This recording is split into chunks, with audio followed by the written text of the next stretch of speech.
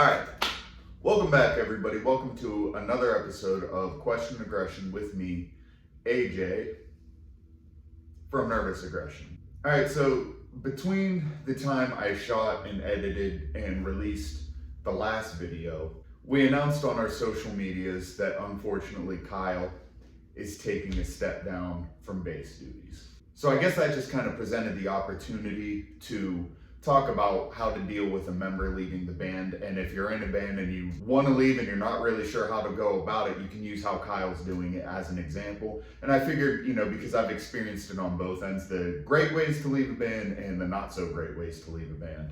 And make sure you stick around through the whole video, because at the end of the video, we already have our next bassist in line. He's already learned a good chunk of our songs, and he'll be playing his first show with us on August 4th in Pittsburgh. More on that later. For now, let's get to the video. Let's go!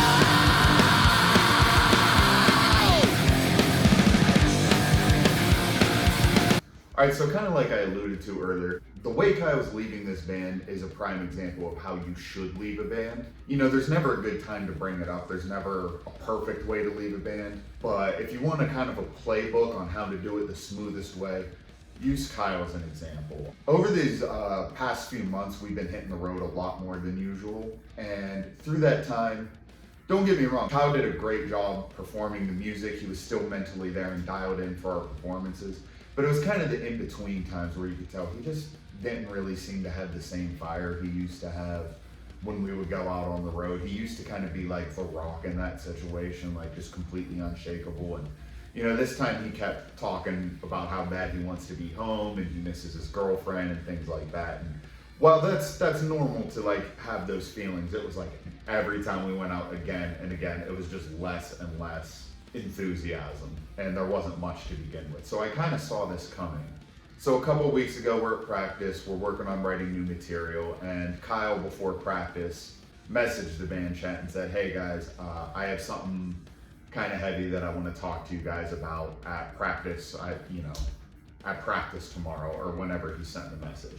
And Alex and I guess kind of knew, because when I saw Alex at Kyle's house before we went inside, we kind of both were like, I think he's leaving. So, we practiced, we were working on new material, and when we were outside for our break, we're like, okay, man, so what is it you wanted to talk about? And he just kind of said, look, I don't want to do this anymore. It's not you guys, it's just I don't want to keep touring.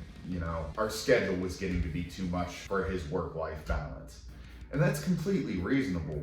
I just want to stress that, if someone's leaving your band for reasons like this, you have to respect that. People's participation in my band has always been voluntary status. So if you're the person that's watching these kinds of videos, especially with our somewhere between 20 and 150 view counts per episode range, you're more than likely involved in a band, and you're more than likely the one in your band who kind of pulls all the strings and makes things happen. For lack of a better term, it's your band. It's always been with my band. I've always remained fully aware that I can't do any of this without the other people in my band, that I'm nothing without them, and that as long as there's 4 members in this band, my vote only counts for 25%. But with that said, in a lot of other ways, it kind of is my band. And when someone leaves, I think it's just really important to not take that as a personal thing. Especially the friendship that Kyle and I have built up over the years is a lot more important to me than his position in my band. If he doesn't want to do it anymore, I don't want him to feel like he has to continue to do this thing, jump in my van and ride all around the country for us to remain friends, because that's not the case. Our friendship goes a lot deeper than that. But with all that said, when he told us, I don't want to be in the band anymore, Kyle and I were like, we kind of knew it. And I made sure to tell him immediately, this has absolutely zero effect on our friendship. I still love you and you're still my brother. And he's like, I know. Yeah, I know. And I was like, I'm glad you feel good to talk about it with us. And, and as far as I know, he's going to continue to play in other bands and do music and stuff. I just don't think he wants to really hit the road like that, at least for the time being. And if things change in the future, it's his life, it's his journey. At the end of the day, he can leave the band whenever he wants and immediately go out and tour with Daggers. I don't care, it's his choice. But one thing I really want to commend Kyle on, and this is kind of the point of the video, that if you're going to leave a band and you have show obligations, you should do everything in your power to at least meet the ones Preferably try to meet all the ones that you have booked, but at least meet the sooner ones until you get someone else in the band. And he even volunteered. He said he was willing to play out the whole year with us. And that thankfully is winding up to not be necessary because like I said, we got the new guy in training. He's doing real well. I'm very excited to announce who it is. A lot of you probably already know, but I just thought it was really cool of him to volunteer his services to the ones that we have booked. But the other side of this coin is if you are the person that is in the band or it is your band, to do everything in your power to not let this like throw a wrench into the works or anything like that. You have to keep moving forward. In a weird way, you kind of want to mourn the loss of your member that's leaving because likely you guys made some awesome memories together. Most likely you guys are really good friends. And it's really hard not to feel kind of sad when that person is leaving the band. And by in turn, you're probably going to see them less in life because, you're going one way, they're going another way. And I am very sad about that. I'm not going to see Kyle quite as often as I used to, but I'm still going to see him pretty often. We're still hanging around the venues and stuff like that in Youngstown. We still live in the same city. I'm still going to hang out with the guy. It's just not going to be nearly as often. So that part sucks. But again, I'm happy for him taking this next step in his life. But you kind of have to put all of that aside and really focus on, okay, what's our next move? Getting the next person into the band, finding the next person, first of all, is kind of tricky. If you're really lower level and you're not touring a whole bunch and stuff, I think it's okay to kind of go on social media. But once you get to the point where you're touring and stuff like that, these things need to be calculated a little bit better. You can't really just send out an APB. It'll end up causing more harm than good that way. I don't really know a good way of explaining it in detail. For once, I found a reason to not yap about something. And maybe I'm wrong, but I just don't think it's a great thing to go out and announce when you're at a certain level of being in a band. So it's really important to just kind of put all your focus on moving forward. What's our next step? Who's coming into the band? And what's the rest of the next couple of months or 6 months or year look like for the band? What are we doing? What all do we have booked? How are we going to make these things happen? Things like this sometimes can be really unexpected. No matter what, they're always going to be sudden. But you have to focus on staying strong and keep the show moving forward. Now, the next side of this video is I want to talk about how not to leave a band. But before I go into that, I think I would be remiss if I didn't kind of reminisce and take time to talk about some of my favorite memories with Kyle personally on the road. Way back in 2014, we went on our first tour ever. And, half the dates ended up falling through. It was a little bit more than a weekend or a little bit less than a tour. It was in a weird, funky space. But it was the first time that any of us went on the road and stayed out for a few days at a time. I was still 20 years old, I think turning 21. And that would put Kyle somewhere, I think around 19 or something like that. I think we're about a year apart. I remember we played Brooklyn, New York, and I remember the first time when we pulled up to the venue, I jumped out to check in with the door guy and everything. They were looking for a place nearby to park, and I remember going in, checking in, getting wristbands. This was my first time ever doing something like this. And then I sat down at the bar and ordered their cheapest beer. It was a can of Rolling Rock for like $4 or something. Fucking Brooklyn gonna Brooklyn, I guess. And I remember genuinely putting my head down and having the thought, what the fuck am I doing here? I'm in over my head. I don't belong out here. And just all the pressure and all the anxiety of the past several weeks of just kind of were coming down on my head, and I just felt really out of place, like a fish out of water almost. And as I'm slowly sipping my beer, having this mini panic attack, about 10 minutes later, in walks Kyle.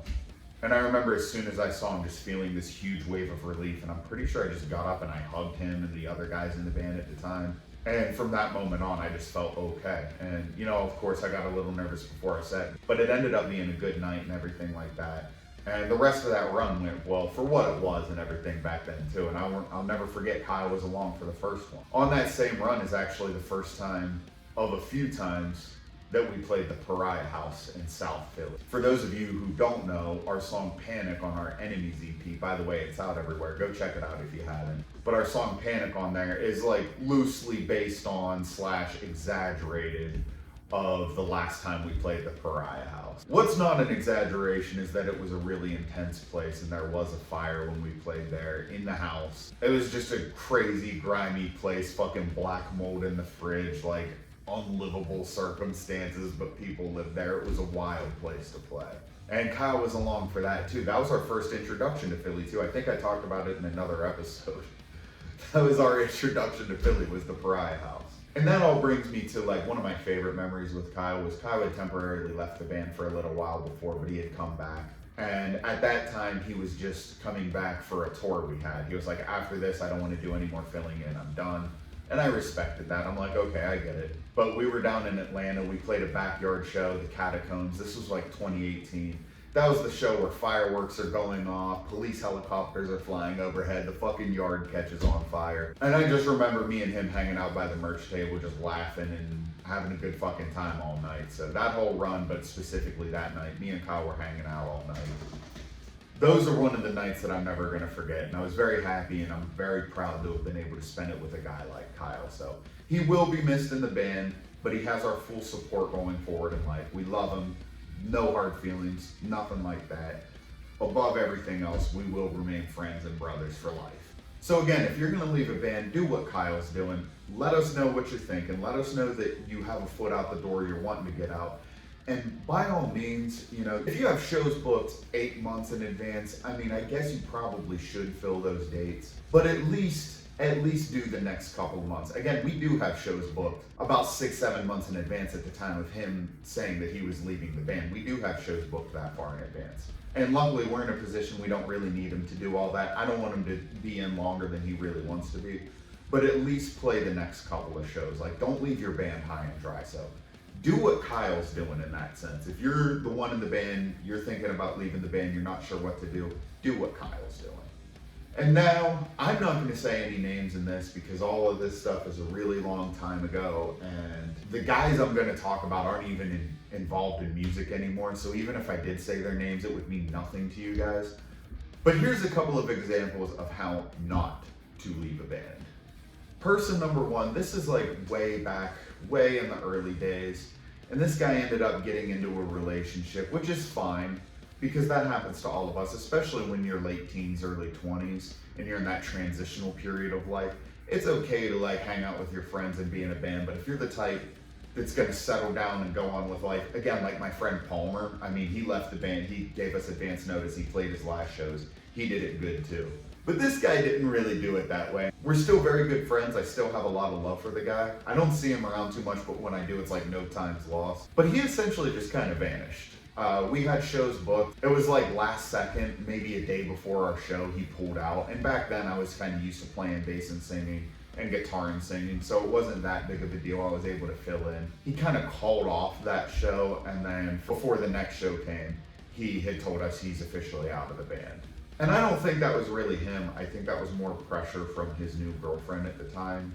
She seemed to, at least in those days, pressure him to do a lot of things. At least that's what it looked like from the outside looking in. Me and him never really talked about it. As far as I'm concerned, it's none of my business if he doesn't bring it up. But that was kind of a shitty way to do it. And then we had another guy down the line who, he actually just started no-call, no-showing shows. I mean, it got to the point to where I would like show up at his house and have to drag his ass out of bed for shows. And then there'd be times where he wasn't home, nobody knew where he wasn't getting hold of us, so that was kind of the worst way, I think, to leave a band, is to literally no call, no show. And usually if it's something going on like that, usually external forces are in play, whether it be mental health issues, whether it be a new girlfriend or boyfriend or whatever, whether it be drugs. Usually that's someone kind of succumbing to outside pressures, I think. And if you didn't want to be in the band, that's fine, but at least talk to the people about it. Don't just ghost them. And for the love of God, do what you can to play those next couple of shows you guys have booked. Luckily for us, we were planning on taking a break this summer anyway, so it's kind of, there's never a perfect time to leave a band, but this was a pretty good time to leave a band, I think. All right, so I'm gonna end on this. If you're one of the like 20 people who actually watches this fucking channel consistently, you probably are already fully aware of who our bassist is. But for those of you who may not like live in our area, in our local scene, I'm very happy and pleased to announce the return of Mr. Austin on bass, stage presence 10, backing voice 10, bass playing 10. This guy, as much as I love Kyle being in the band, Kyle was a guitarist who played bass because Alex was better at guitar.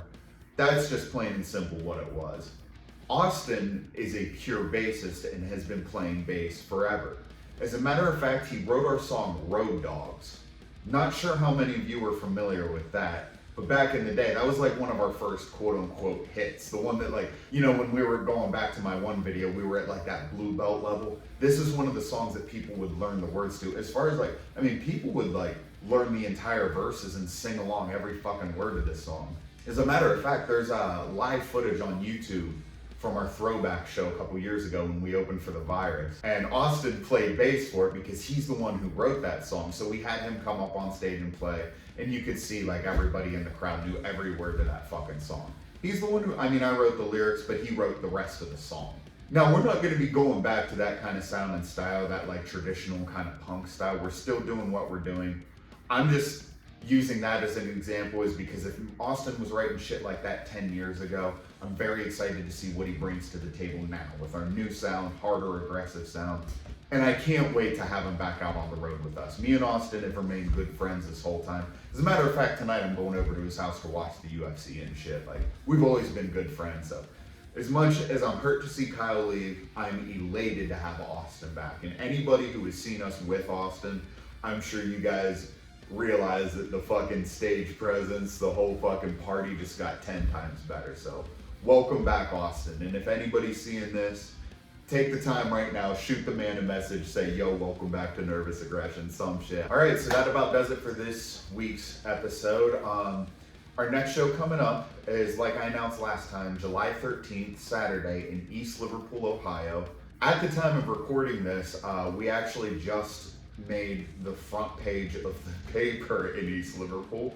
I really wasn't expecting that. You know, like I've said before, we're from a really small town and everything like that, and we're starting to really get on an upwards trajectory now, especially as of like the past 3-4 months. We're really starting to, I don't want to say blow up, but we're honestly starting to blow up a little bit.